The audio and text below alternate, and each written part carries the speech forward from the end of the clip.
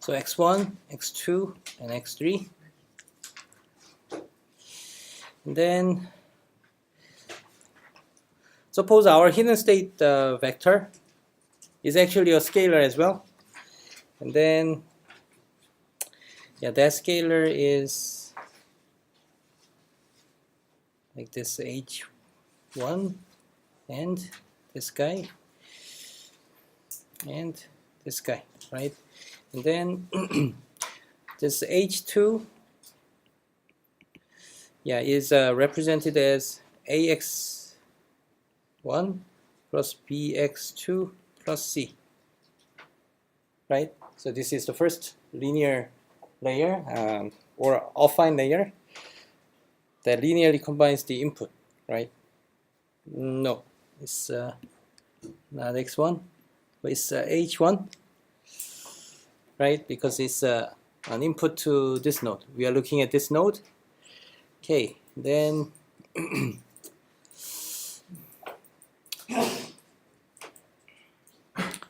let me just rewrite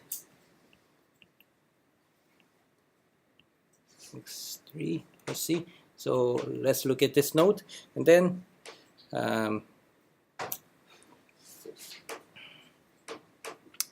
so we are going through this. This guy is going through typically 10H, right?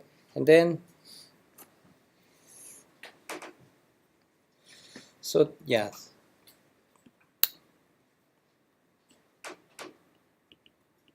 I think this is a 10H, and then this H3 is maybe further multiplied by some D times E, and then that will be our output Y3. It can also be optionally going through some nonlinear units like sigmoid or maybe some softmax, although we have a scalar here, so it doesn't make sense to go through the sigmoid layer. But when using this linear layer output directly for this target node, and then we are considering the regression problem, because the target variable is just a having a range from negative infinity to infinity. So it's y3, right? So in this case, suppose we had a gradient of 1, and then what is the gradient associated with this guy? It is what? It's like so D, and then multiplied together, and then plus E, like this. And so if we imagine this kind of a computational graph, and then the gradient will be corresponding to this, so we will have the gradient of D, right? Right, because we are doing the gradient switching. So this one is the gradient corresponding to the H3, the F. Okay, so so far so good, but let's go through this direction to compute the gradient on this H2, and then it will go through some 10H, right? So 10H is ranging between 0 and 1, I think. The max value of the slope of this 10H is it 1/2 or what? Does anyone remember this or memorize this? Okay, the sigmoid is something like this, and then the value is, the gradient value is represented by this, and so its the maximum value is a quarter, right? 1/4, and then what about 10H? The relationship between 10H and the sigmoid. I think, if I remember correctly, 10H is 2 times sigmoid. minus 1. Is it correct? 이거 맞아요?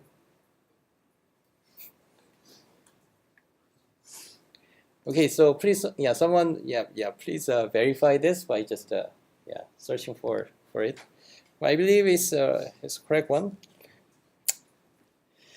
Okay, so I think the max slope will be 1/2 from this relationship, because it's just a, it doesn't matter, but this guy will, make the max gradient value twice, right? Okay, so this value will be multiplied when backpropagating this 10H node, but so far it was D, and then let's think about some max value, although it may be much smaller than that, but 1/2 times D will be the gradient corresponding to here, right? And then it's not the end. So for this guy, so we have to reach out this H2, right? And so D was coming from, D was occurring from here, and then 1/2 was some kind of maximum value of the 10H layer, although this value can be much smaller, of course. But still, this times, we have to multiply A, because that is the constant value multiplied by H2, right? So this guy is the gradient corresponding to this H2, right? And then we will have some alpha node over here, assuming that we have a many-to-many model, right? So if this alpha node is also causing or generating some gradient, that will be backpropagated, and then it will be added. But let's just focus on this term, okay? And then let's just so this gradient will be backpropagated to here, and so the parameter over here will be updated, which is like this guy B, right? But anyways, we are not at this for this particular example, we are not interested in the backpropagation towards this direction, but we are more interested in the gradient flowing the backward to H1, and then let's imagine what will be the gradient. So this guy was the gradient coming from this direction, and then we will also, of course, have the gradient coming from the top at the time step of T2. But let's just focus on this term, and then it as it backpropagates through the previous node of an H1, and then what will be the gradient? So H2 will have almost the exact same equation like that, right? And then so this one is our H2, right? And then we will of course, like over here, we will go through the 10H again, and then it will have its own slope value at its activation, right? And then suppose that value was like, suppose it was also the maximum value. And then the most important part is coming here. So here, this A will be also multiplied here, right? For the gradient corresponding to H1, right?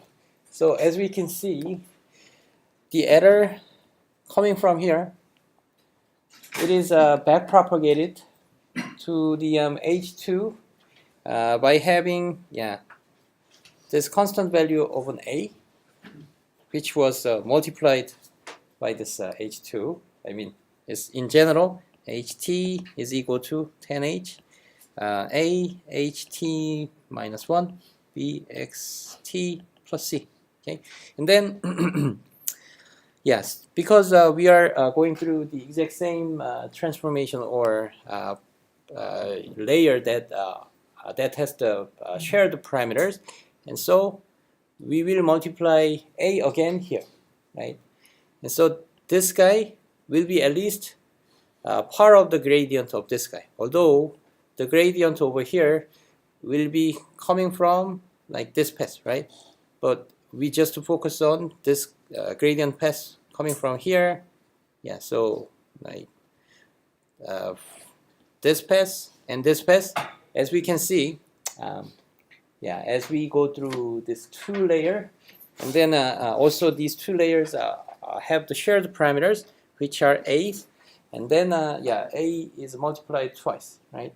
So as we go through these time steps in the backwards, and then the gradient will have an effect of like keep multiplying this a as this, which is the same value over and over, right? So if a was less than, or the absolute value of an a was less than 1, and then it will just eventually yeah, vanishes, right? Because we keep multiplying the same value, yeah, which is less than 1. I mean, in terms of an absolute value. But if absolute value of an a is, yeah, greater than 1, and then it will easily explode, because it's like, yeah, as we go through like more and more previous time steps, and then it's like a to the power of an n times some 10h kind of slopes, yeah, multiple times, and then the original gradient over here, like d, right? And so, yeah, from this term, it will either vanish or explode, depending on this value of an a. Okay.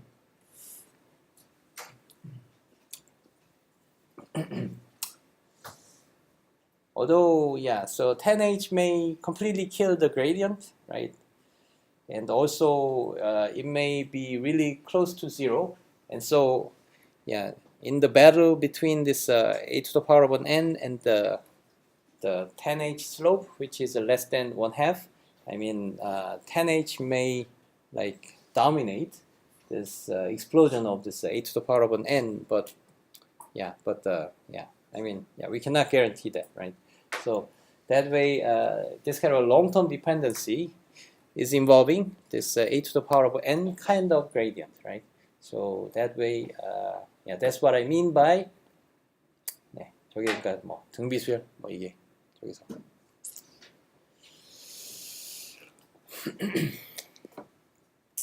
So what about the vector case, like linear transformation of general kind of vectors?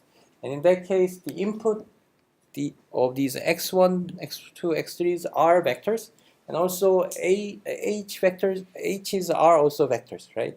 So in that case, that this a is actually a matrix, because input and output are all vectors, right? So in our case, yeah, suppose we have W, and it's more exactly, it's AWHH, because it's a mapping HT minus 1 into HT. I mean, at least part of an HT, although we have to go through 10H layer. But still, in this case, this guy's, yeah, as we saw the derivation in the previous class, yeah, derivation of this linear layer gradient, and so it's like keep multiplying this H transpose over and over, right? So still in that case, we are multiplying the same matrix over and over. So in that case, will it explode or, yeah, will it explode or not? I mean, what determines that?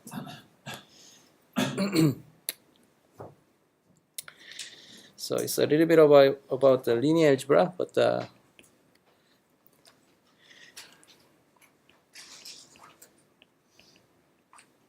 so in this case, I mean, we are talking about the norm of these. Okay, so A is a matrix, X is a matrix vector, and usually X can be like an arbitrary vector, yeah, of course there are some special cases that makes it not, that prevents it from exploding, but yeah, in general cases, yeah. So we are concerned about the length or the norm of these resulting vector after we keep multiplying A over and over. And then, yeah, it can either explode or it can shrink down into 0, and which determines between these two. 네? 언제 그러면 이게?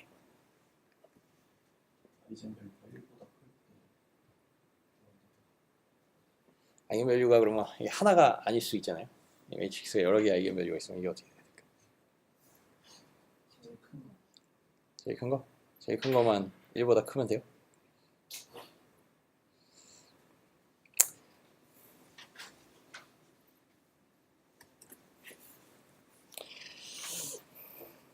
So it's related to eigenvalue. So yeah, you can almost think of this matrix multiplication with some vector as some really like the multiplication between the scalars. So it's not, yeah,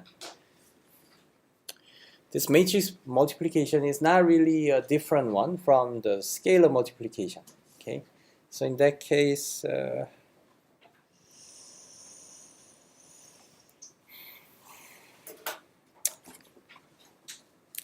okay, so let me explain a little bit of linear algebra about the eigen decomposition.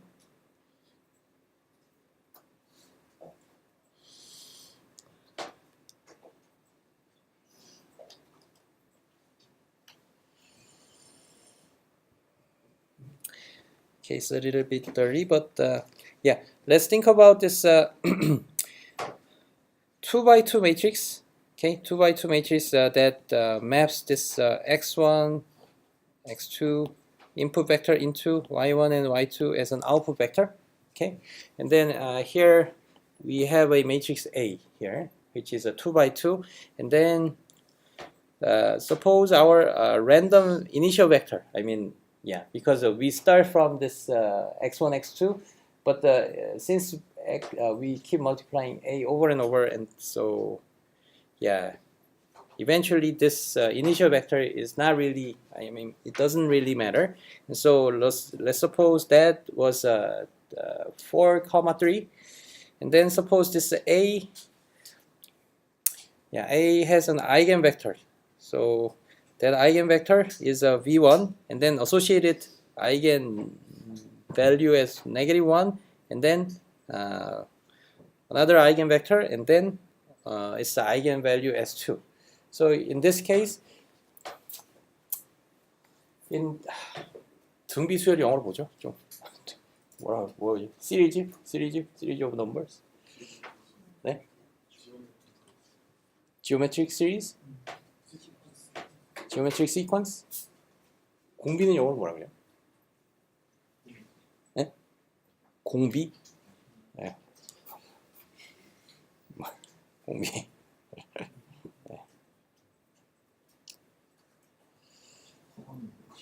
Common ratio? Okay. Okay. So yeah, let's imagine some geometric series like so this is an initial value, and then we keep multiplying maybe a common ratio as 3.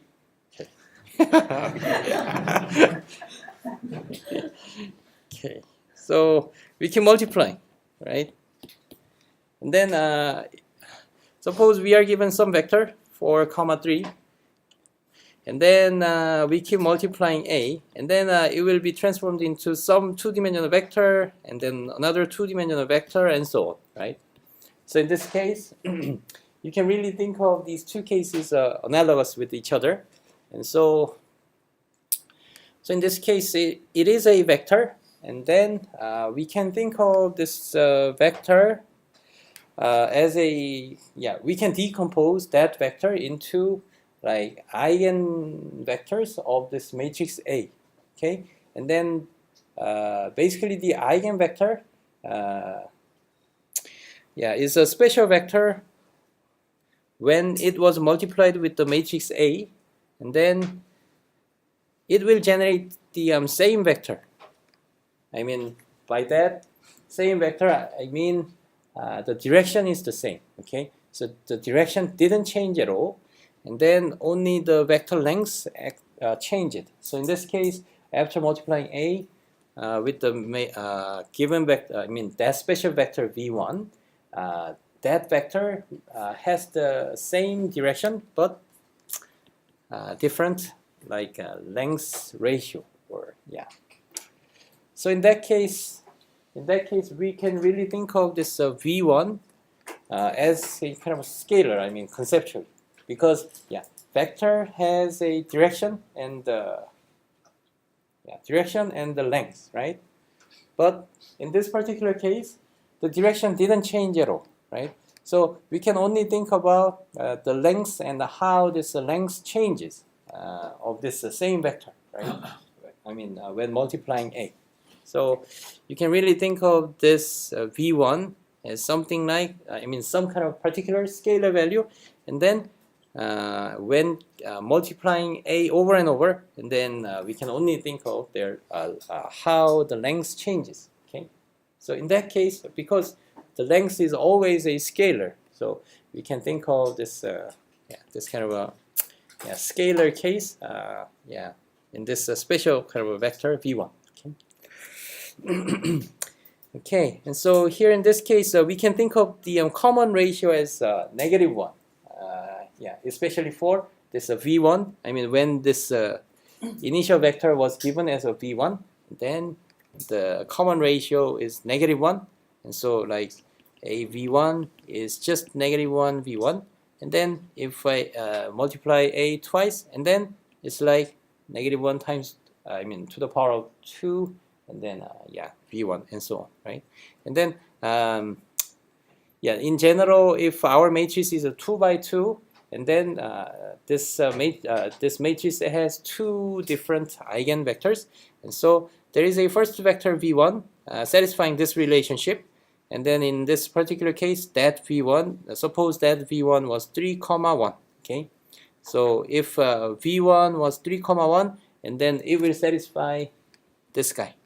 Okay, eigenvalue vector equation, and then there is another vector v2, which can be found as a kind of a unique and distinct, some kind of special vector from the matrix A. And then this matrix, also, this vector is also a special initial vector when multiplied with the A, and then this vector will have the same direction, but only the length will change as twice of the original length. Okay.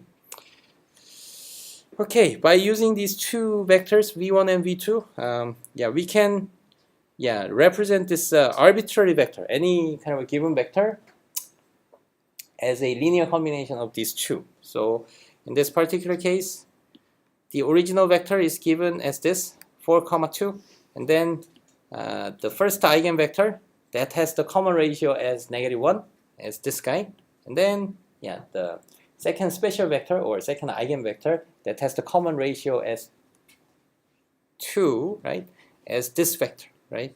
And then somehow we can represent, we have to first represent this x in terms of a linear combination of these two eigenvectors or these two special vectors, and then from this drawing or this figure, x can be represented as 2 times v1 and then v2, right? Okay, and then when multiplying a here, it is the same as multiplying a over here, and then because this a is a linear transformation, it can be represented as 2 times av1 and plus 1 times av2. So we can actually switch the order between the linear combination and the multiplication with a, by reversing the order as like first transforming each of these a1, v1, v2 by a, and then later on we linearly combine them together, right? Okay. So in this case, let's imagine, yeah, so yes, so it's a little bit messy, but yeah, so this guy, yeah, can be viewed as like a geometric sequence with the common ratio, right? So let's imagine that a to the power of 100 times x, and then it is like a to the power of 100 times x v1 and v2. And then in this case, because we are multiplying really the special vector v1, okay, that is, yeah, we don't care about the changes of the direction of this vector because the direction will still remain the same, right? But still, I mean, yeah, it's exactly like a geometric sequence. Like in this case, -1 times 100, and then 2 to the power of 100 v2. Okay, and then after then, we just multiply this linear combination coefficient like this, and yeah, again, like those two of two linear combination coefficient. I mean, we have to find these two linear combination coefficient in order to represent a given arbitrary input vector in terms of these special vectors that we have. I mean, yeah, so special vector is v1 and v2 that are obtained by our matrix A, which are our eigenvectors. Okay, and then we can postpone these linear combination all the way to the last stage, and then we first have to compute this geometric sequence, okay, for each of these two vectors. Okay, so in that case, because it's really a geometric sequence, so v1 and v2 will have a certain length, right? Yeah, those two vectors will have a certain length for each vector, but those lengths will be multiplied over and over with this common ratio, right? And so, I mean, yeah, so I forgot the term, but this value, -1 and 2, are the eigenvalues of the matrix A, okay? So you can really think of these eigenvalues of a matrix A as a kind of common ratios that your matrix A has, okay?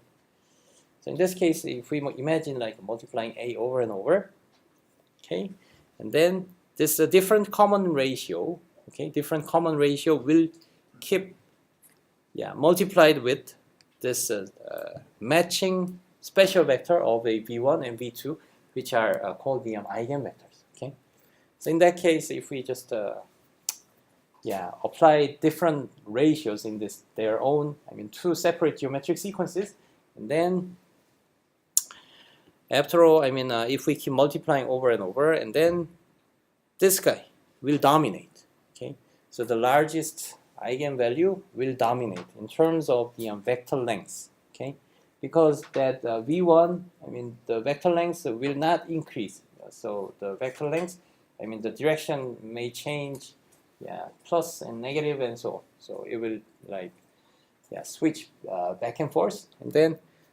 but what about this guy? This guy will have the common ratio as 2, which is greater than 1. And so if we keep multiplying A, and then the vector length will keep increasing with the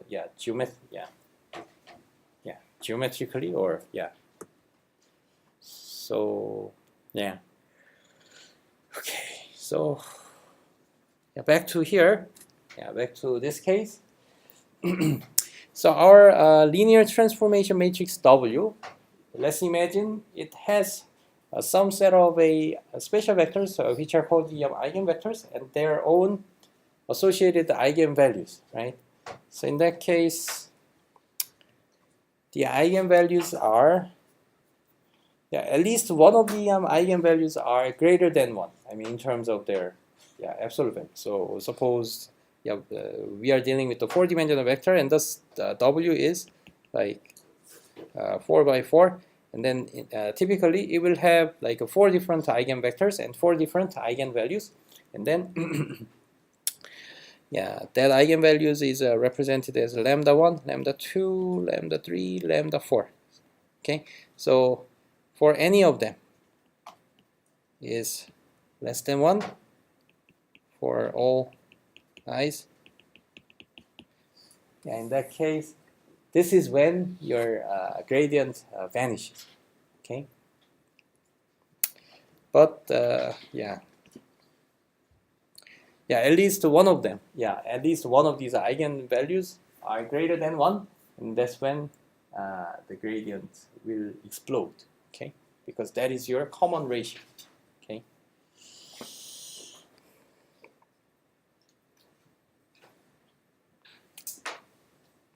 Any questions about it? 네. W라는 엘리먼트의 크기가 대체로 0에 가까운 수가 되면은 그거의 아이겐밸류들도 대체로 1보다 작다라고 생각할 수 있나요?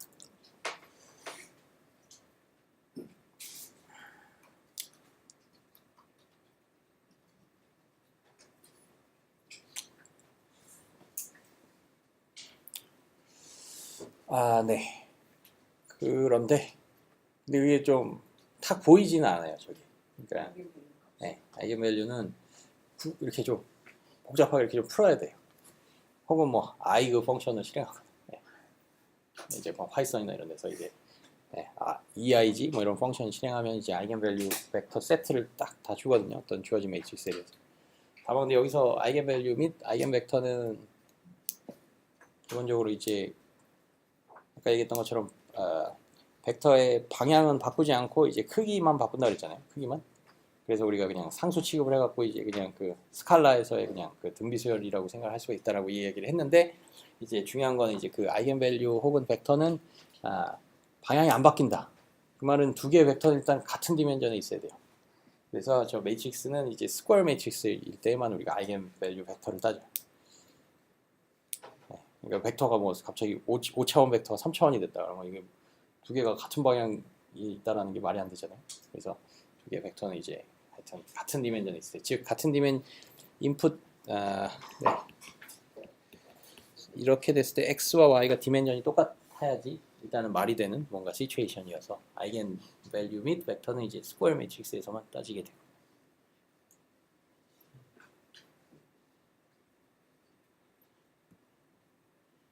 네, 그리고 하여튼 그 엘리먼트들이 다 작다고 해서 아마 다 작으면 아이겐밸류도 작나?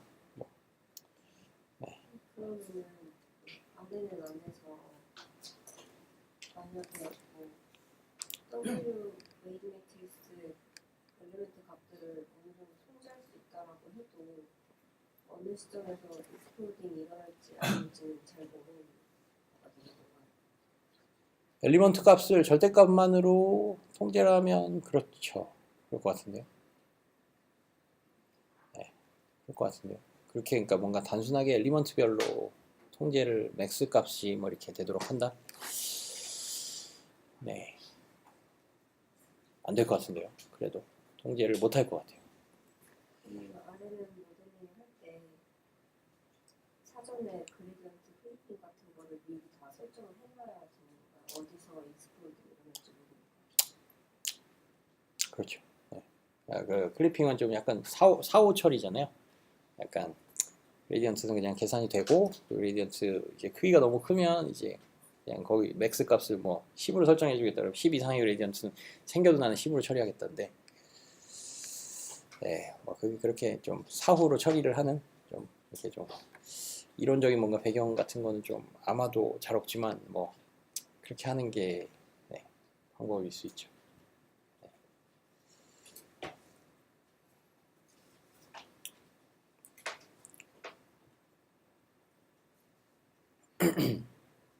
But there are some interesting properties. So the student asked about like whether we can get some clue or some insights or some hints about what our eigenvalues would be by looking at just the individual elements in our matrix, right?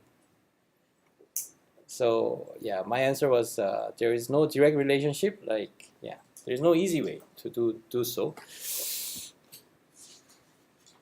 But there are some interesting relationship. I forgot exactly, but given this square matrix, then this guy. So if we just add all together, all these are like diagonal elements, then yeah, so this is called what? Trace of an A. We are just tracing along the diagonal elements, right? And then this guy is what? This guy is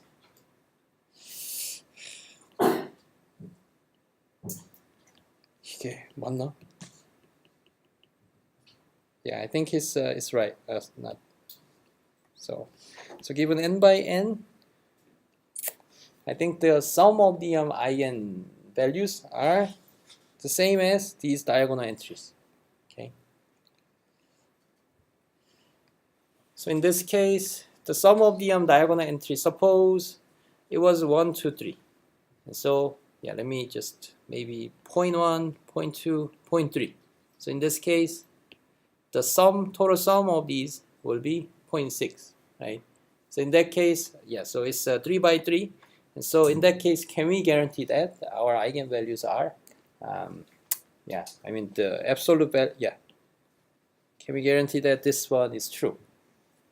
Probably not, because yeah, we can easily make the summation of the three numbers. I mean, if they are both positive and negative, and then maybe -1 and 1, and then -1 and 0.5, and then yeah, 0.1, I think. So in that case, we can easily create this eigenvalues greater than 1, right? Okay, so in this case, this guy is causing a problem, right? Negative eigenvalue, right? So in that case, yeah, what kind of a matrix will have this? Will have this all the positive eigenvalues or all the non-negative eigenvalues.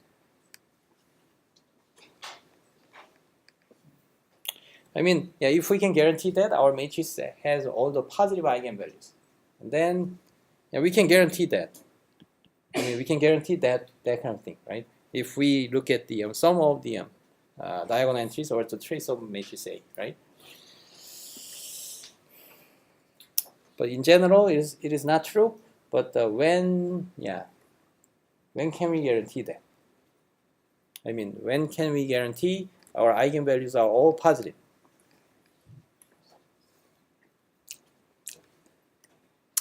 So that, I mean, so that property is is about this positive definite or positive semi-definite, right? So in the case of positive semi-definite, all these eigenvalues are positive or non-negative, okay? And you can think of now, since you understand these eigenvalues as a kind of common ratio of your geometric sequence, right? So in that case, let's see.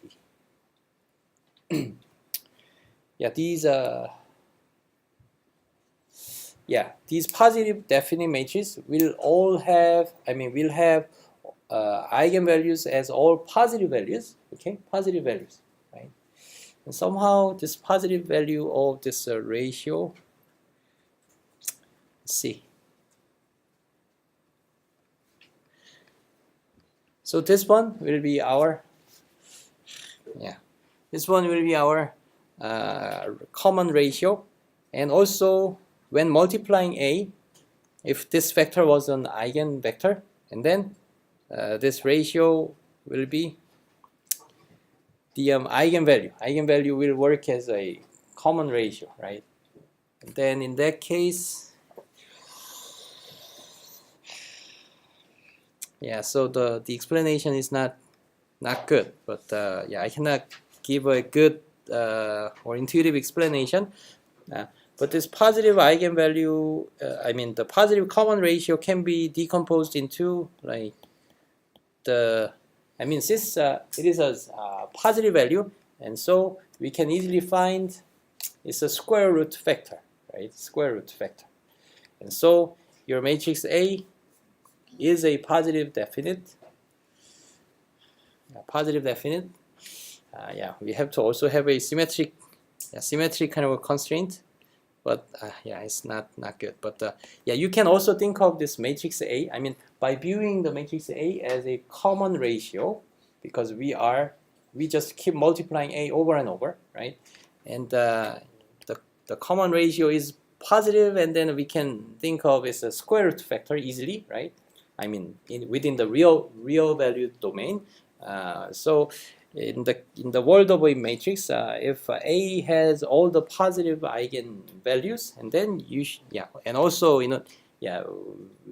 together with this symmetry kind of condition of your matrix, and then you can also think of some kind of square root factor of an A.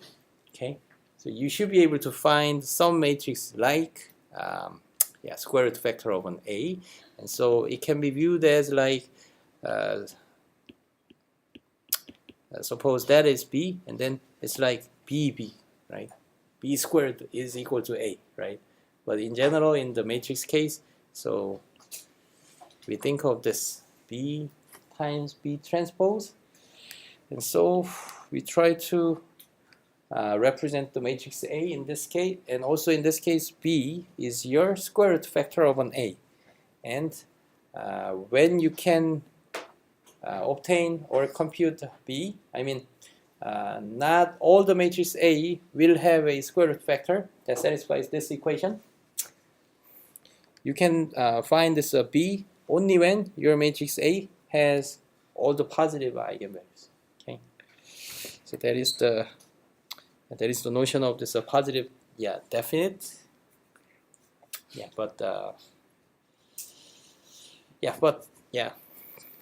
it's a little bit out of scope, and also I cannot give a really good explanation. I mean, in a short amount of time. So, anyways, any other question?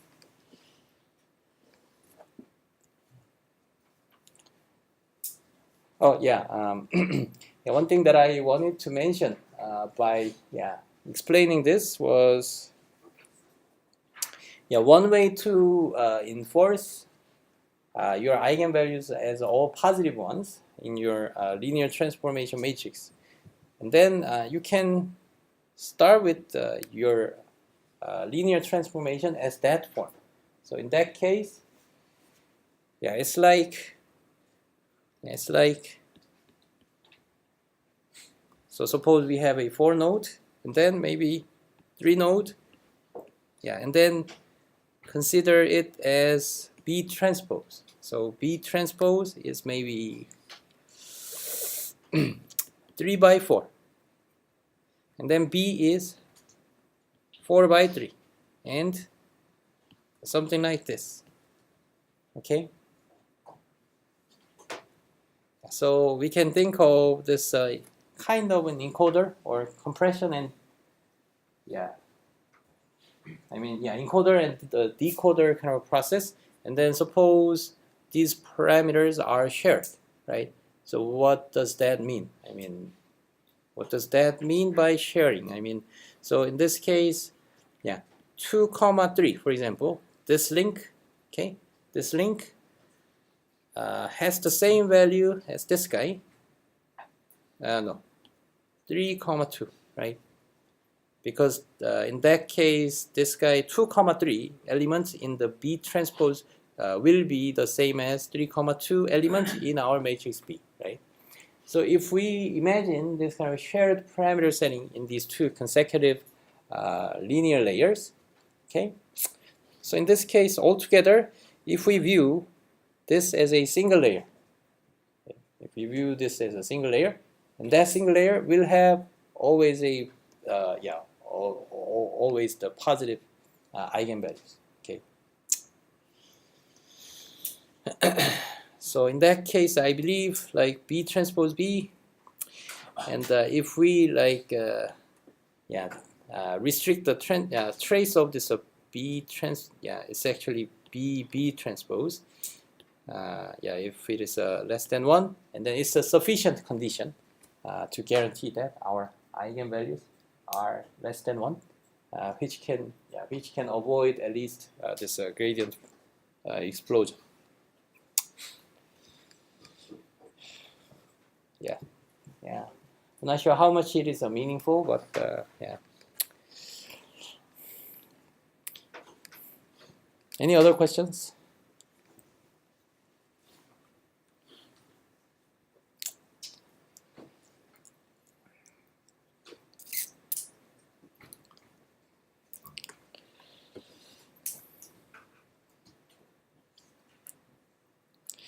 Okay. Anyways, I think yeah, this one is kind of important. Important property when understanding this RNN as a geometric sequence with the common ratio, and yeah, as we as we use the LSTM or GRU, this geometric sequence with the common ratio is no longer will be true. I mean, we are going to use a completely different model that involves addition, not just a kind of a pure multiplication. So in this case, yeah, it's just multiplying the same thing over and over, but we involve this addition of some different signals or vectors, and that way we can avoid this kind of geometric sequence kind of limitation. Okay, so let's take a break for maybe 10 minutes, and let's resume 3:20.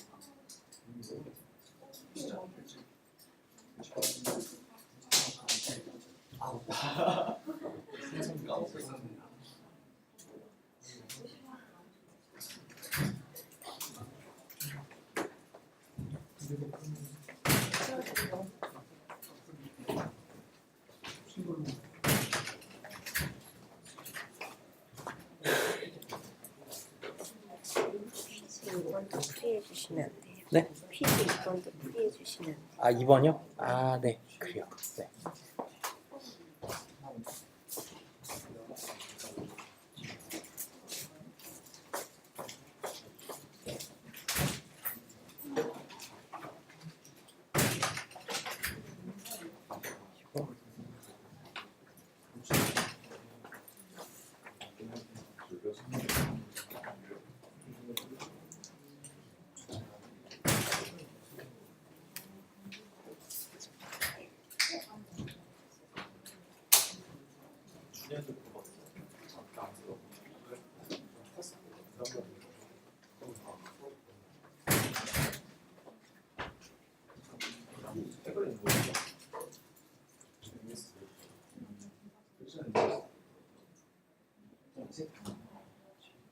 다음 주 시험이라서 이번 주 풀어보자.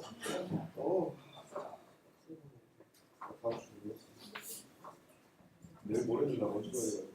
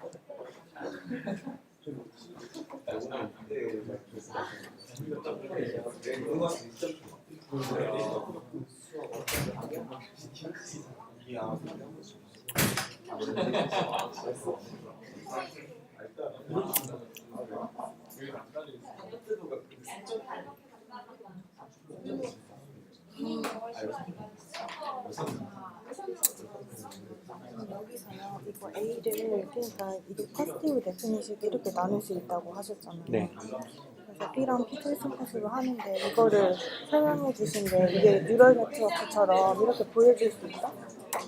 네, 뉴럴넷을 이렇게 해갖고 네네. 파라미터를 이렇게 딱 그 데칼코마니처럼 대칭이 되도록 네네. 쓰면 네. 그러면 이 전체를 한 레이어로 보면 네네. 이거를요? 아니면 이 B 트랜스포즈 네, 이거를 전체 한 레이어로 보고 4개에서 4개로 가는 그냥 리니어 레이어로 본다면 네네. 그러면 그때 나타나는 그 W 매트릭스는 실제로는 B 트랜스포즈가 되는 거잖아요. 네네. 아마도 여기 네네. 거꾸로 설명하시는 것 같아요. 네. 그래서 이제 그런 경우는 이 4바이 그러니까 4개에서 4개로 가는 이 리니어 레이어가 네네. 실제로 이제 그 아이겐 밸류가 다 양수다가 되는 거예요. 왜냐하면 파라미터를 이런 네네. 패턴으로 쉐어를 했다라는 이야기는 네네. 아이겐 밸류가 일단은 기본적으로 저 리니어 레이어에서 쓰이는 그러니까 이걸 통으로 하나로 봤을 때 레이어를 네네. 생각을 해볼 수가 있고 그거를 네네. A라고 한다면 네네. 여기서 네. 그 A는 이제 아이겐 밸류가 다 포지티브가 될 거다라는 이야기. 그러니까 처음에 이렇게 주어졌을 때요. 그러니까 이게 가정이 네. 있다고 했을 때. 네.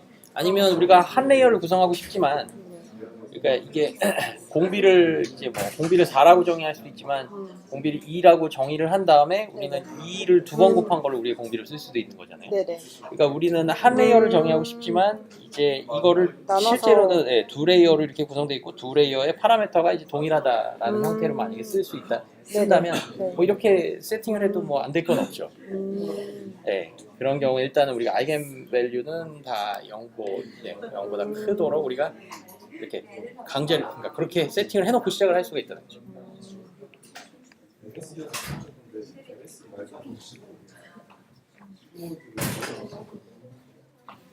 좀 더 이해해보고.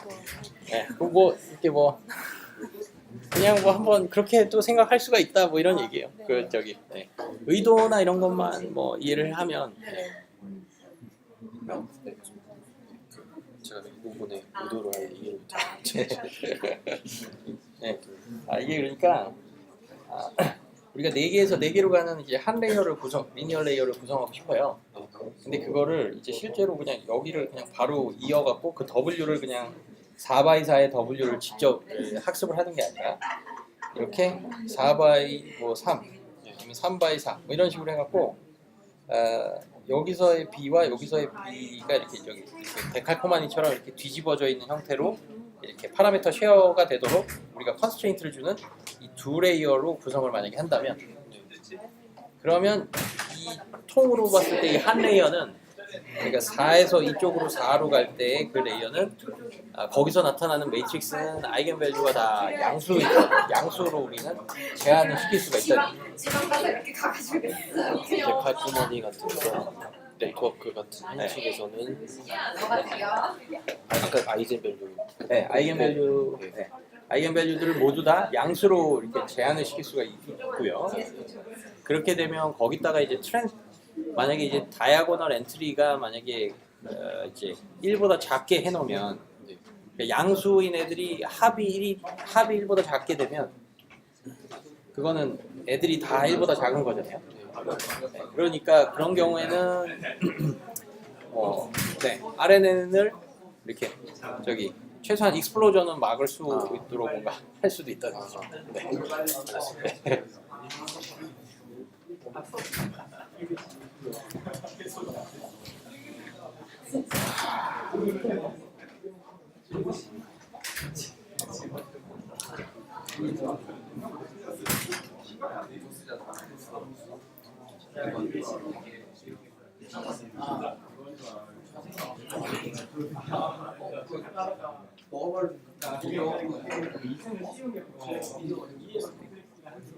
내일 그거요. SK 가는가요? 아, 네. 몇 시인가요? 내일 몇 시간 누가 하기로 했죠? 제가 아마 내일 할 것 같고 네. 그 민재가 네. 모레 할 것 같고요. 콜랩 거기서 해요? 네? 콜랩 거기서 해요? 구글. 그럴 것 같아요. 네. 그거 2시간인가요? 그러면 토탈? 네.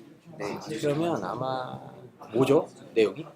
내용 CNN이랑 오토매틱 칼러라이제이션. 아, 네. 그러면 마지막에 한 3시 반 정도까지만 오면 될 것 같아요. 어때요? 네, 알겠습니다. 네, 그때부터 한 5시 반 정도까지. 네, 알겠습니다. 그 전에 오면 되겠네요. 네. 혹시 네, 한 3시 전에만 오면 되지 않을까 싶은데요. 네. 그다음에 혹시 필요한 사항들 있으면은 네. 뭔가 공지할 게 있으면 나한테 알려주면 내가 거기 이런 블랙보드나 이런 거 같은 게 있거든요. 그래서 거기에 좀 올려주는 게 좋을 것 같아요. 아, 네. 오늘 파일 마무리해서 네, 그래요. 그거 내가 그래요. 그거 어디에 올릴지 그거 내가 알려줄게요. 네, 알겠습니다. 네, 감사합니다. 네, 적어놔야지.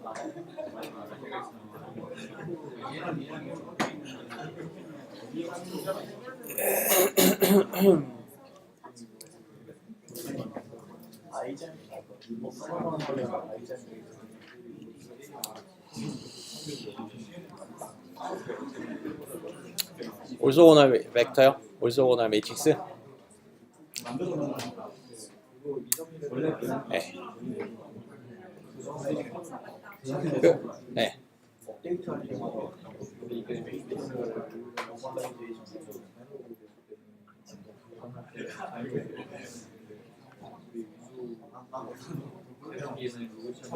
네, 뭐 그렇게 해도 돼요. 그러니까 후처리처럼 이렇게 업데이트하고 나서 한 번씩 이렇게 노멀라이즈를 뭔가 해주고 컬럼들이나 뭐 이런 것들을 아니면 올소고날라이즈를 뭐 그램 슈미치나 이런 걸 통해서 해줘도 되는데 네, 그러면은 이게 더 이상 그레이디언트 디센트는 아니게 돼버리거든요. 사실. 그러니까 그레이디언트에 의해서 이게 업데이트를 했는데 중간에 내가 이렇게 뭔가 다른 값으로 막 해집어 놓는다는 뜻이라 예, 그렇게 되면은 좀 경험적으로 그냥 그렇게 돌려서 될 수도 있거든요. 그리고 뭐 실제로 성능도 뭐 좋을 수도 있는데 기본적으로는 근데 뭐 이렇게 좀 깔끔한 어떤 이론적으로 이렇게 뭐 그레이디언트 디센트나 이런 것처럼 뭔가 이렇지는 않죠. 네. 그 뭐 NMF에서도 중간중간에 이제 뭐 이터레이션 끝나고 이렇게 W를 뭐 이렇게 좀 그냥 뭔가 놈이나 이렇게 컬럼들이 뭐 L1 놈 혹은 L2 놈이 1이 되도록 하는 게 네. 그것도 좀 사실 근본이 좀 없는 그런 거긴 해요. 아, 뉴럴넷에? 그 뭐죠 그거? 뭐였죠 그게? 그러게요. 그것도 아마 지금 이야기한 그런 비슷한 류의 휴리스틱 같은 느낌이 드는데 휴리스틱인지 아닌지 모르죠. 네. 나중에 좀 알려주세요. 어떻게 하는 건지.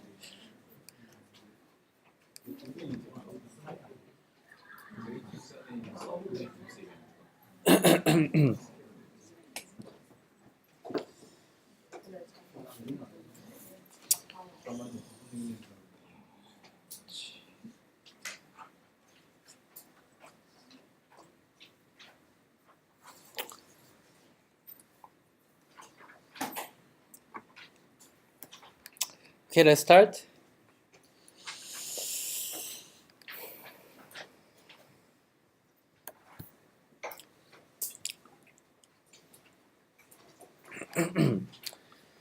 Some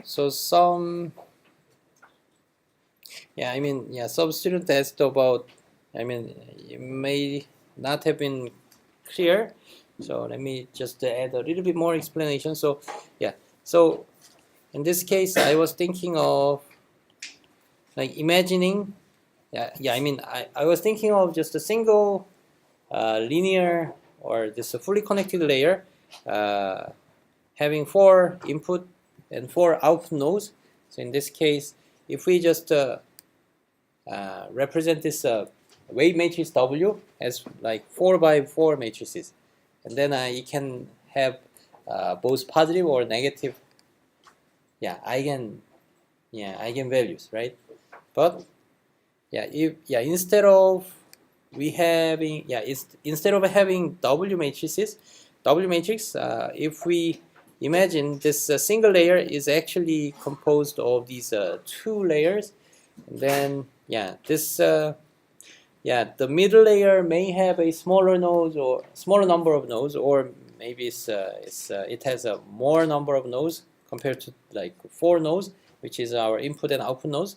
It doesn't really matter, but what really matters is if we set the wave matrix over here, and then it's like a flipped version of the wave matrix over here by sharing the parameters between these 2 parts.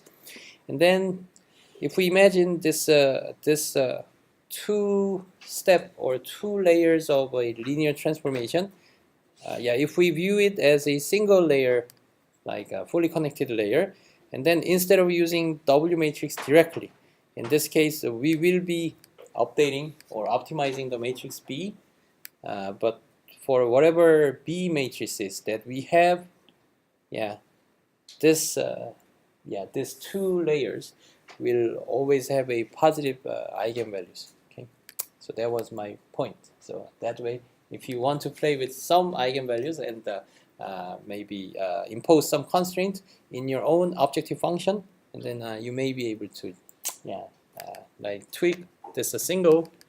So you can view it as an unconstrained kind of a linear layer, but in this case B transpose will have a kind of constrained version of the linear layer that has all the positive eigenvalues. Okay.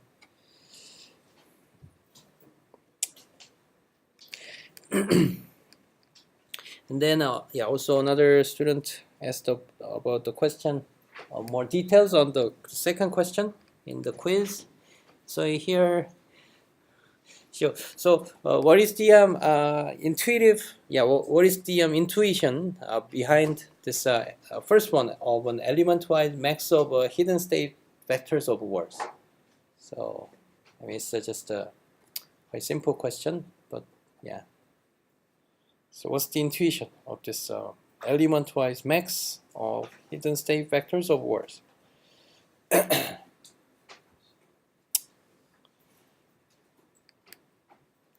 Okay, so in this a little boring example. So let's see. The hidden state vector was 1, 2, 3, and then 0, 1, 0, and then maybe -2, 1, -1. Okay. So given these 3 hidden state vectors, so the element-wise max operation is picking up the max value of 1 and 2 and maybe 3. Okay, maybe let's set it as 4, and then it will be 4, right? So this is an element-wise max operation. So what does that mean? What's the intuition behind this element-wise max operation? I'm expecting very simple answer for this. We're going to use this single vector as the representation of the entire sentence, right? Because we want to obtain the sentence representation. 네, 왜 이렇게 하죠?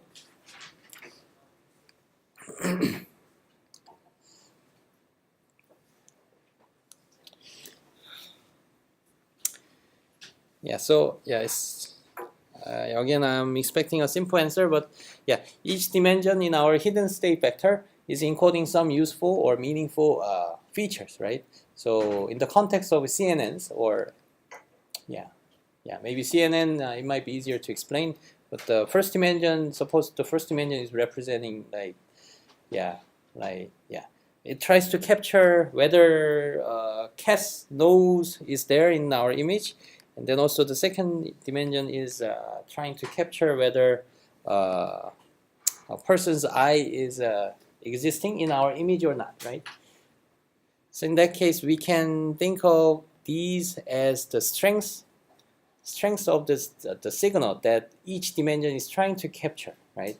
So for example, in the context of maybe text 1, I don't know, the first dimension is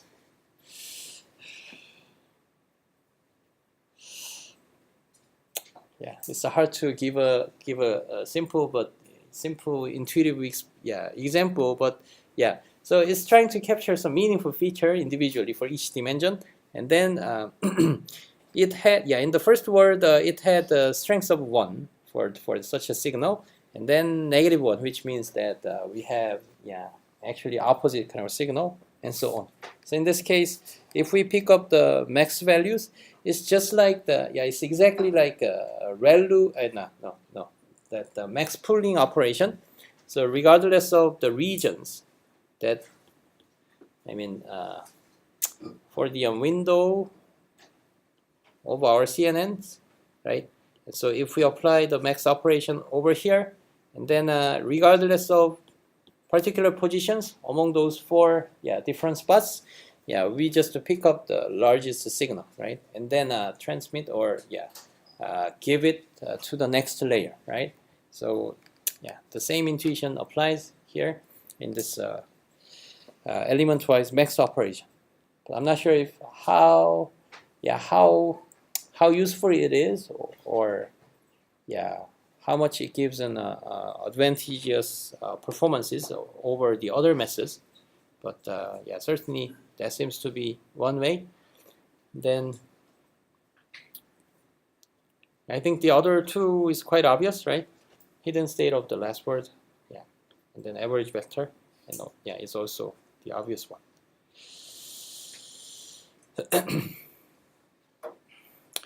Okay, so any other questions about today's lecture?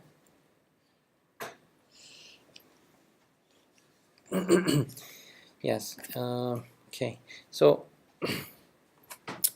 I'm gonna just mention a few brief stuffs, but the first one is like the Markov property.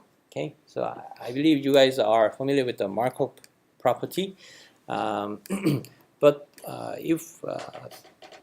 so suppose we want to use so it's a quite conceptual and rough explanation, but Markov property is utilizing the immediate previous information, right, for our current time step, right? So this is our t, and then we are gonna utilize the information, conveyed in the just the immediate previous state of t minus 1, right? And then what if we want to rely on these 2 time steps of t minus 2 and t minus 1? And then will it be still viewed as Markov kind of property or Markov model? I'm not sure if I mentioned it already in the previous lecture, but we can still model this thing as a Markov model, because so suppose we have a feature vector over here, and then feature vector at the previous time step, and then for our model we are going to utilize this only, right?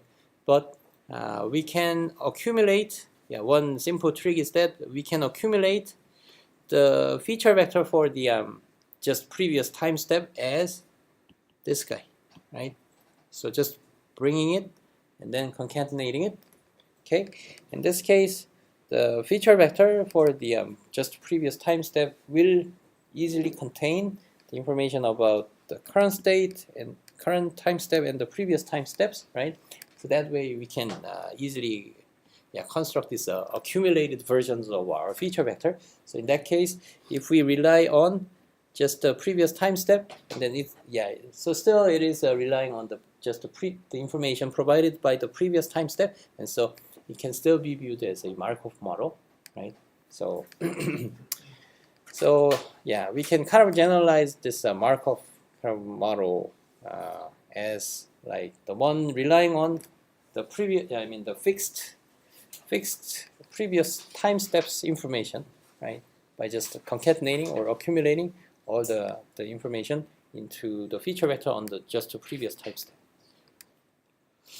Okay.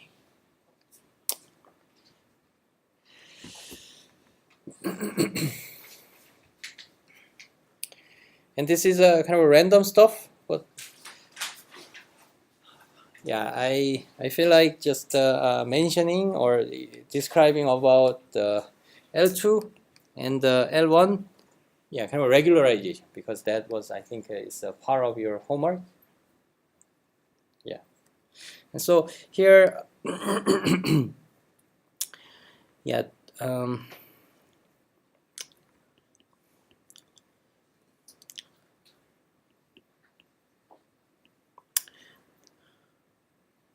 maybe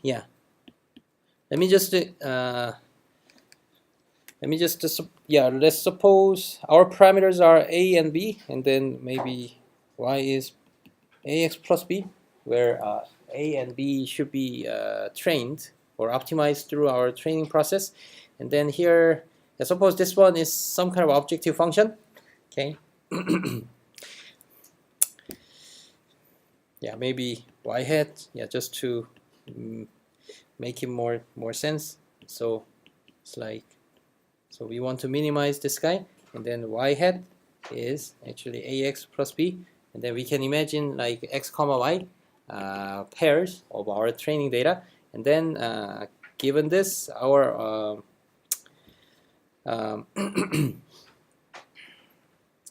regularization term will be a squared and b squared, right? So this one is a regularization parameter, and these are L2 regularization, right? And then suppose a was, for example, current a value was 3. So in this case, what is the regularization doing? Okay, so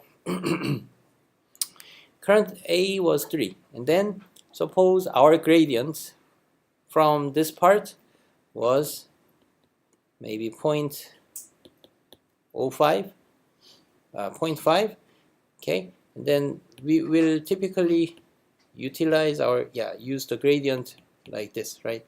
So this one is a step size, right? And so it's like 2.95 will be our gradient updated value of an a. It's a quite simple one, the very basic one. But in this case of regularization, let's think about the gradient value, and then gradient value will be 2 times a, right? And times alpha, right? And so the gradient will be not just this one, that is the step size, but also this one is our gradient, alpha times 2a, where a is 3, and so alpha times 6, this one will be part of our gradient. And so 3.1 times 0.5 and minus 0.1 is our step size, and then alpha is our regularization parameter, like a hyperparameter, and then times 2 times a, and then if we move to outside, and then our gradient from the L2 regularization is actually proportional to the current value a. Okay, so it's like we can imagine this this line. So if we, your current position, I mean, is axis of an parameter A, and then suppose you are currently here, and then you can imagine it as like spring force.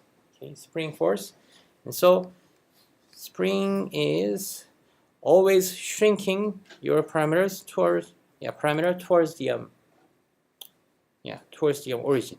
And so if it's 3, and then you will incur in proportion the force in proportional to the current value of 3 because of this term. And then this is like this amount, and then if it was 6, and then the force will be twice, exactly twice, right?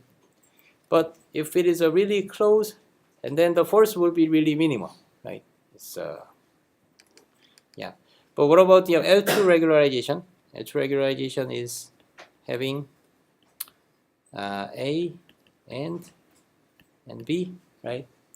So in this case, suppose FA is absolute value of an A, and then let's think about this gradient, and then gradient will be either 1 or -1 if A is greater than 0, and then if A is greater than 0, and then gradient will be 1, and then it will be -1.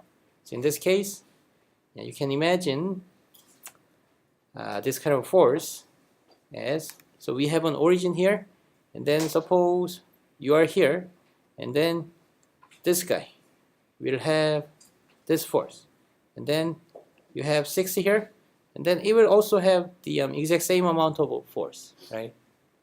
So this regularization will give a constant force in the case of this L1 regularization. And then here you have a -1, and then of course, because the current value is this guy, and so gradient will be reversed. I mean, it will have the opposite direction, right? So that way we are shrinking our parameters towards the 0. So that's how this gradient works, right? So in the case of L2 regularization, the force will be proportional to the current value or current magnitude, and then in the case of an L1, the force will be constant, right?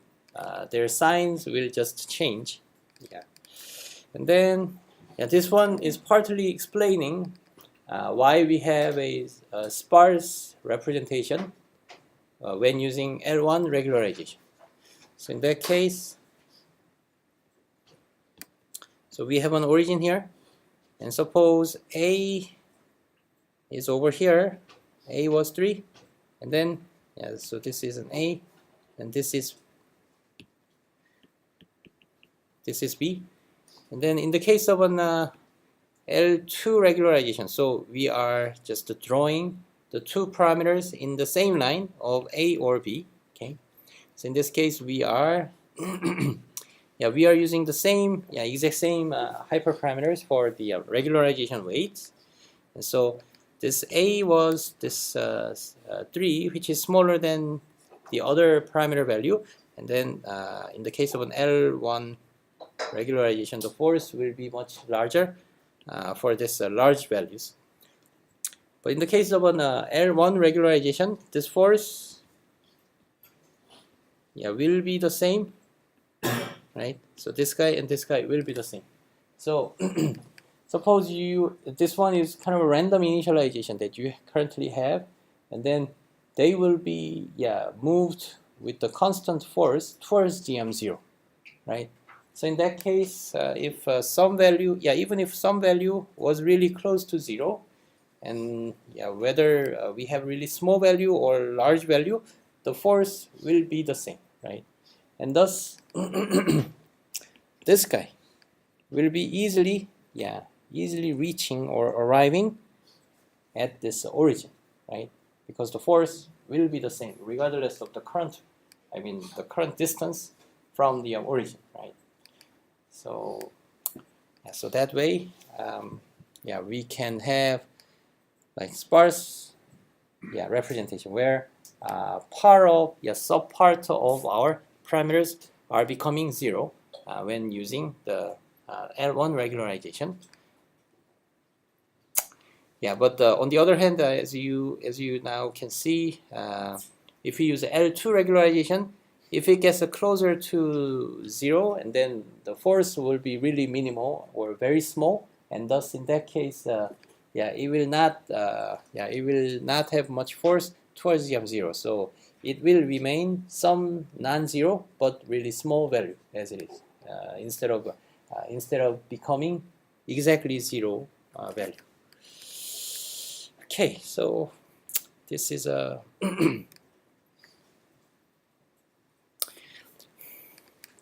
this is a kind of a gradient kind of perspective of our regularization, and so it's maybe quite a peripheral. Yeah, it's not very important comment, but I was imagining or thinking about, so what is the use of our objective function? So our objective function is just playing a role of providing the gradient, right? Gradient function. So that's the probably the entire purpose of having objective function. So if we have an objective function, and then it will be used to derive the gradient, right? And so I was thinking of so we just define our gradient instead of defining our objective function. So in that case, we can still perform our optimization for whatever machine learning tasks. So in that, so that may also be possible. So in that case, what's the difference? Because if we can go back from the gradient that we originally defined, I was thinking about the situation where we have a gradient function from the beginning, and then we don't have this objective function yet. So in that case, we can still perform our optimization, but in that case, can we always obtain our objective function in that case? So again, the question is, suppose we have a objective function, and then we can always obtain the gradient from it.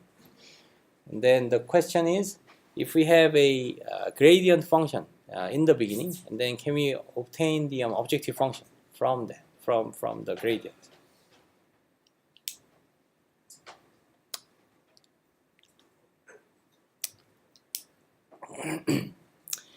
So I'm not sure how important it is, but so in that case, gradient is basically taking the derivative, right? So computing the gradient is taking the derivative, and so in terms of a derivative and the integral, so we can always do the derivative or this differentiation of a function, right? Whatever functions that we are given, we can always take the derivative of it, or differentiate that function. But what about the opposite direction? If we have a function, and then can we do the integral all the time for whatever given function that we have? So it is not possible, right? So in that case, we may not even be able to define our objective function, but we can still define our gradient that will work as our force, to update our parameters. Okay. So it's just thought that I had, and I was thinking of applying this, in terms of this, in terms of this, at least in the 2D embedding method. Okay, in the 2D embedding method, it's just my personal.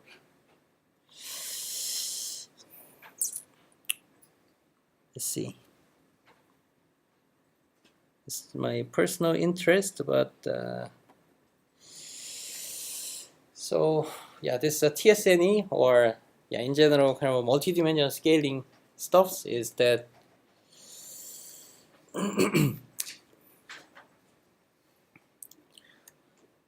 so suppose we are given maybe 10 different points Okay, 10 different high-dimensional points represented as maybe in the 5-dimensional space, and then we will have 10 5-dimensional data items or vector representation. And then in this TSNE stuffs, I mean the main task is we first compute their pairwise similarity or distance matrices between all the pairs. And in that case, we can think of this 5 by 5 pairwise distance or similarity matrix kind of a thing. Okay, and then if this vector and the second vector had a close relationship or the high cosine similarity or maybe low Euclidean distances, and then this part corresponding to the similarity between the first and the second data item. This value, I mean, if it was a similarity value, and that this value will be high, right? And then now in this 2D embedding stuffs is that, so we want to obtain its counterpart. So we still have the same 10 data items, but now we want to represent them into these 2-dimensional vectors. Okay, and in that case, so we first randomly initialize these vector representations. So it's like just randomly, randomly place each of our 10 data items over here. And then suppose this one was the first data item, and then maybe this one was the second data items as a result of this random kind of random placement. And then we compute the distance over here, or their cosine similarity like this. Okay, in that case, this distance value should match. I mean, that should be as close as possible to the given distance or the similarity value computed in the original space. Okay, so this is overall kind of objective or the main task that this TSNE or this 2D embedding method tries to achieve. And then let's see. So it typically, it starts with the, although I will not explain all the details, but it starts with this objective function from very fancy similarity modeling and maybe some probability or similarity kind of transformation and so on. And then from here, it derives its gradient. I mean, with no problem, we can always derive its gradient. And then that gradient is something like this. Okay, so this is the gradient coming from our original objective function. And then we can analyze how this gradient behaves, okay, in our method, just like the case where we that we saw here.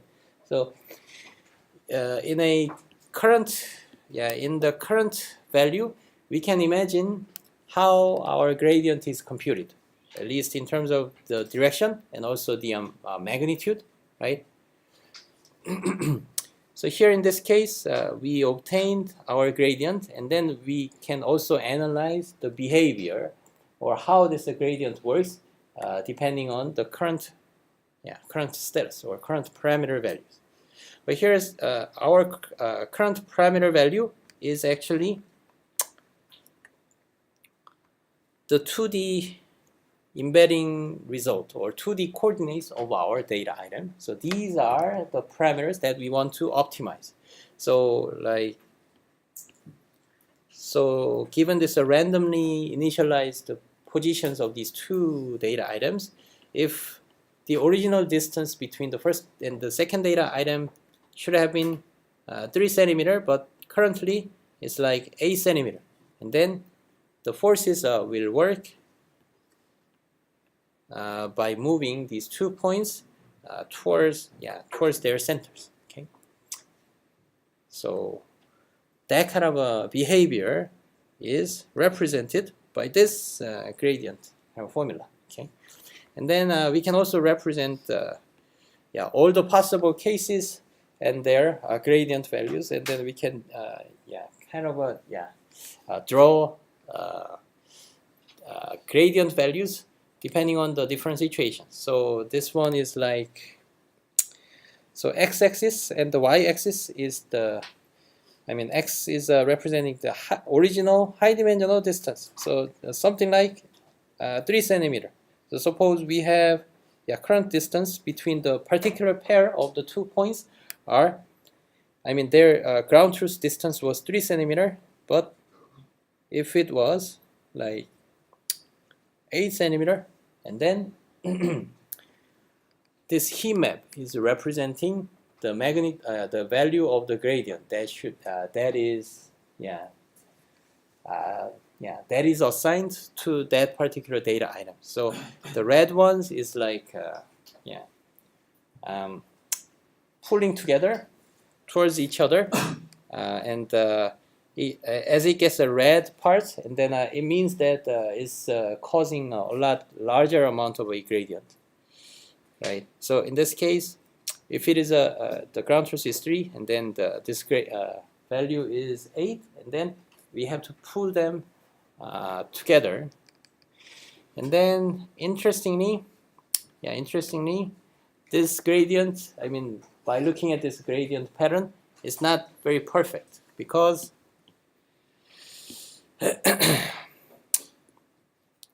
suppose this one is our 3 centimeter, and then so for example, this y equals x-axis is actually the ideal situation, right?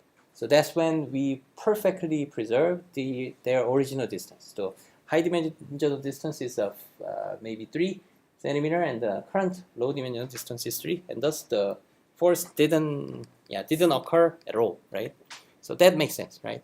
But here in this case, this part, okay, so this part is seems to be the most, the largest forces occurring, right?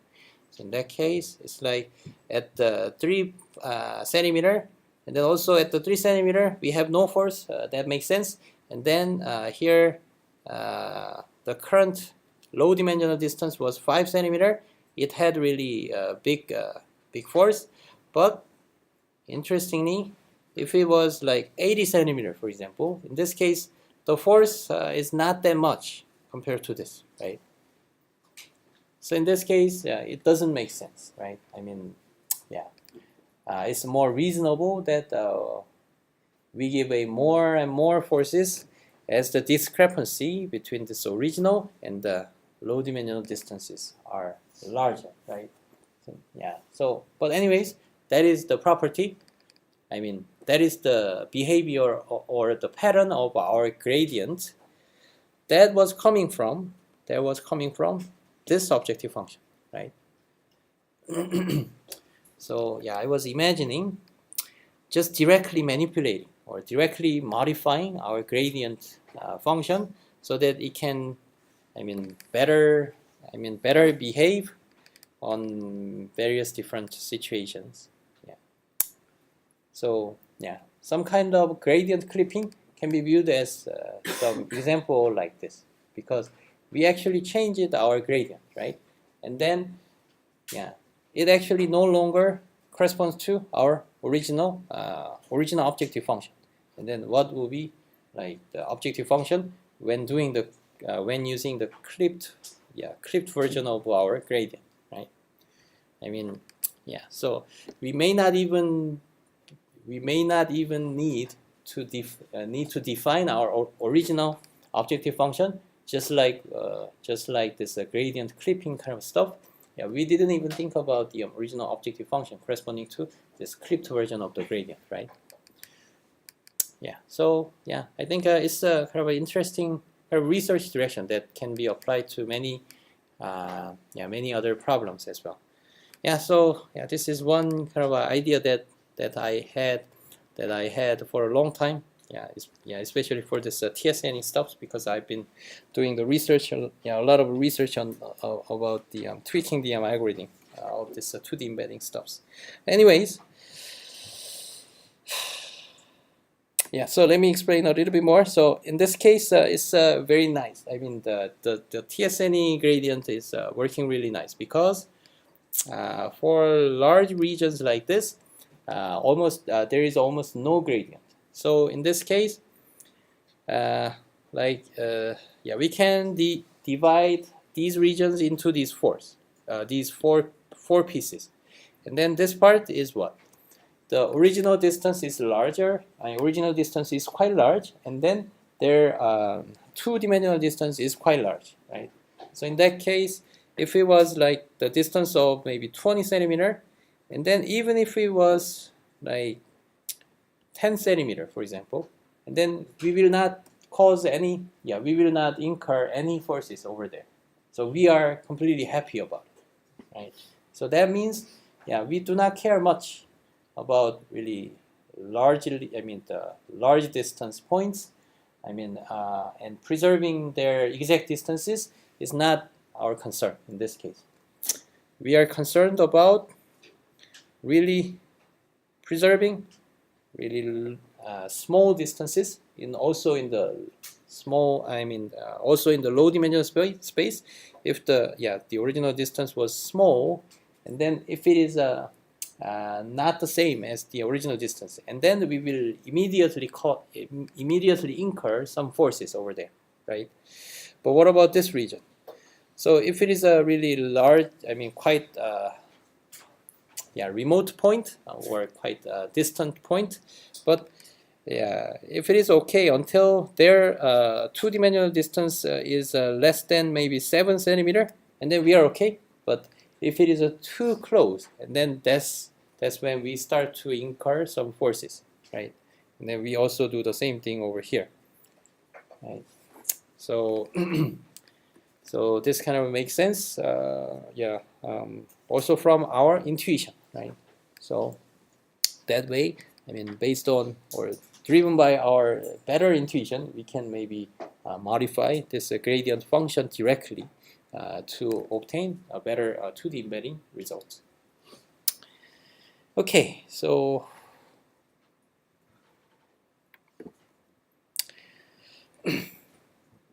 any other questions about today's lecture?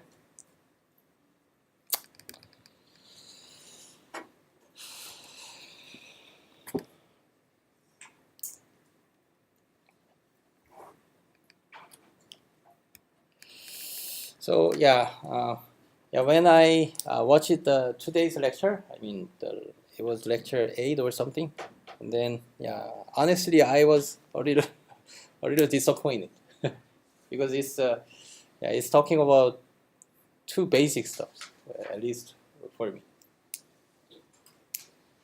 So I'm trying to think of a better way of for our lecture. So I just wanted to hear your opinions as well.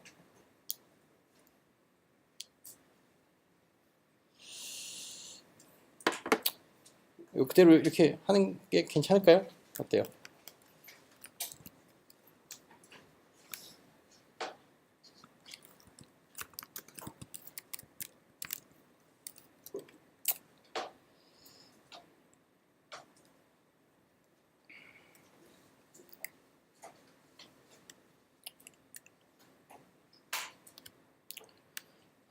어떻게 생각해요? 뭐.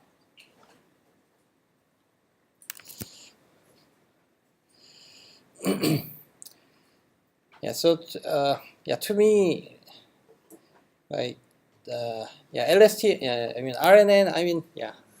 I couldn't believe that the entire lecture was just covering the original RNN, not the LSTM or GRU, because these are quite standard one, right?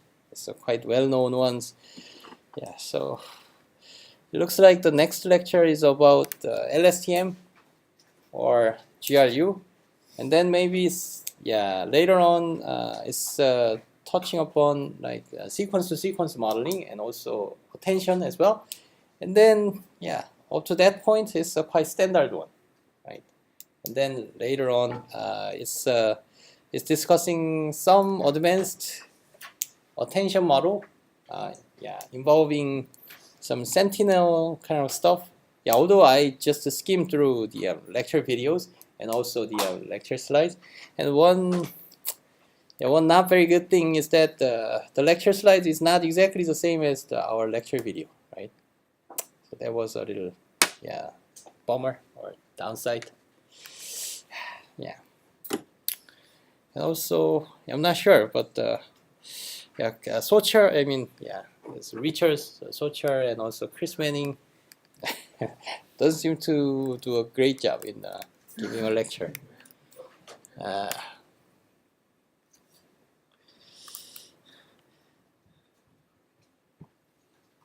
So what do you guys think? Do you guys have any opinions and ideas?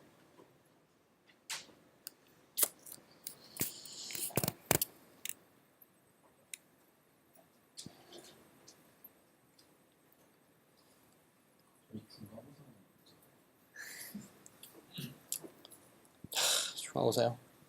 다다음 주 화요일. 보기로 했으니 봐야죠 또. 이게 뭔가 중간고사를 봐야 내가 학생들을 또 알겠더라고요. 거의 렉처는 거의 이제 원사이디드 건데 중간고사 봐야 이제 이 학생이 이렇게 생각하는구나. 이런 게 좀 보이더라고요. 하여튼 그래서 봐야 또 공부를 하죠. 시험 문제 어떻게 내죠 또.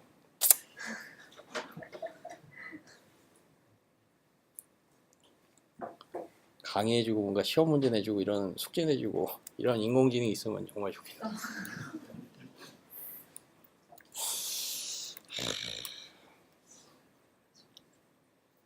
교수 돼갖고 이게 똑같은 거 매번 가르치는 거는 좀 재미가 없던데. 참고로 이건 처음 가르치는 거예요.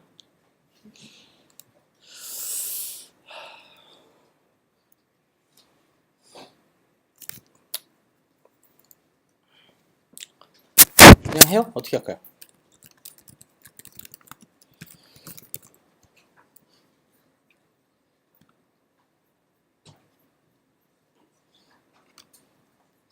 So I think the remaining lecture on this CS224N also has some bits of interesting stuff. I think, yeah. So maybe some tree recursive neural net or constituency parsing and core reference resolution. I think those are kind of interesting topic. Although I hope those instructors give a good lecture. To me, the topic seemed to be interesting. And at the same time, I heard that one of my students is actually doing the NLP kind of a study about this Oxford NLP. So this seemed to be also quite a famous one, but I haven't checked them in detail.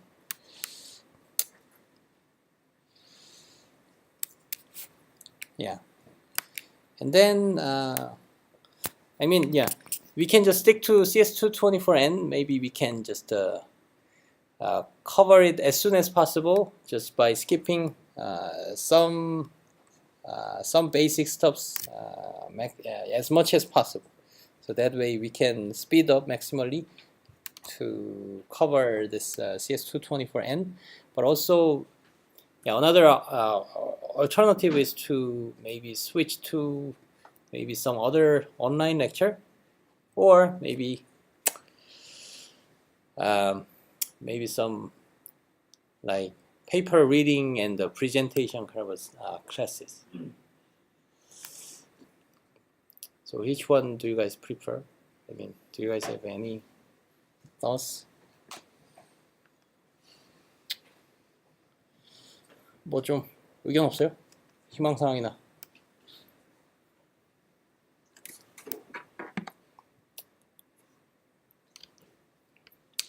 그러면 또 그냥 내가 정하면 되는 거예요?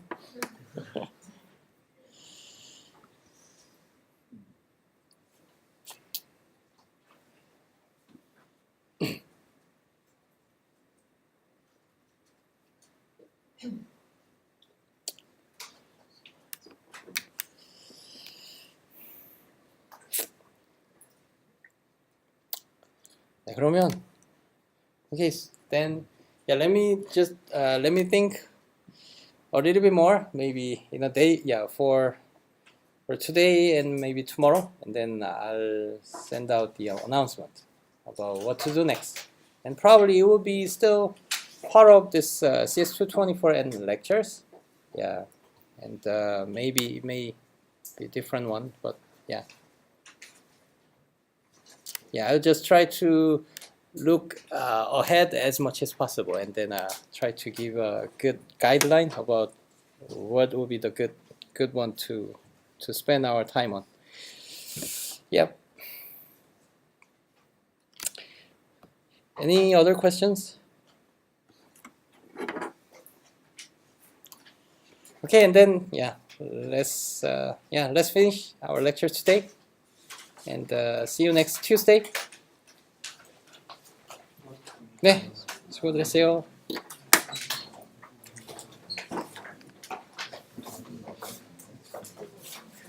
다른 건데 이거 코드에서 여기서 이제 그 오류 계산하잖아요. 근데 왜 이 부분에서 왜 그 데이터 개수를 나누는지 원래 DW3랑 DB3 이 부분을 하면은 네. 배치 사이즈에 있는 그 이거의 값들이 다 합해지잖아요. 그러면 여기서 너무 이그샘플을 나눠야 되는 거 아니면 상관없나요? 여기서 네, 그러니까 먼저 나눠도 뭐 아마 같지 않을까 싶어요. 네. 어쨌거나 에러가 지금 평균적인 값은 뭔가. 이번에 과제에 이런 거 짜야 됐었잖아요. 근데 이거를 각각 나눠서 DW3랑 DB3랑 DW2 계산할 때마다 각각 나눠서 한 거랑 여기서 처음에 나눠서 한 거랑 결과가 좀 많이 다르더라고요. 그래요? 달라요? 네, 그래서 그 그레디언트 체크한 다음에 계속 그 인덱스 이렇게 포문으로 돌다가 에러 걸리면 페일드 뜨잖아요. 근데 이거를 앞에서 한 거랑 그러니까 여기서 시작해서 한 거랑 여기서 각각 나눈 거랑 그 넘어가는 그 인덱스 개수가 다르더라고요. 그래서 그냥 컴퓨터 상에서의 그건 건지 계산할 때마다 코드 좀 보내줄 수 있어요? 다르게 나오는 거. 네네. 노트북 파일이나 뭐 이런 네. 거 보내주면 한번 내 쪽에서도 확인을 해볼게요. 네. 감사합니다. 네, 고마워요. 네. 네. 죄송한데요. 네. 예전에 말씀하셨던 그 MSRA 그거 있잖아요. 네. 혹시 어떻게 진행되는지 알 수 있나요? 잘 모르겠는데 한번 네, 3월 말 지금 아직은 잘 모르겠어요. 근데 그게 솔직히 이메일이 한번 왔어. 그러니까 내가 이메일을 보내고 직후에 이메일이 왔었는데 그거를 관장하는 한국에 이렇게 분이 한 분 계시거든요. 그분이 자기가 보기에는 조금 경험이 좀 부족한 것 같긴 한데 일단 중국의 그 담당자랑 이야기는 해보겠다고 뭐 그렇게 뭐 말았다고 그러면 뭐 하여튼 좀 생각해보고 싶다 연락 달라고 그렇게 하고 끝났거든요. 4월 1일 뭐 그때. 네. 자, 아직은 시간이 그래도 뭐 한 몇 주는 좀 기다려봐야 되지 않을까요? 네. 감사합니다. 네. 그리고 그 교수님께서 그 말씀하셨던 그 어텐션에 대해서 한번 네. 스터디 때 공부를 한번 해보라고 말씀하셨잖아요. 생각을 해봤는데 공유